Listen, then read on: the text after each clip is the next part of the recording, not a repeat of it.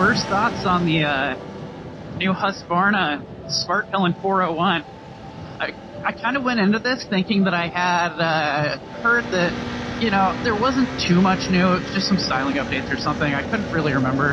And once we got to our location this morning where we kicked things off, found out that, no, actually, everything is new. The frame is new, the engine's new, the suspension is new. The bike got a total overhaul, so I should have done better research beforehand.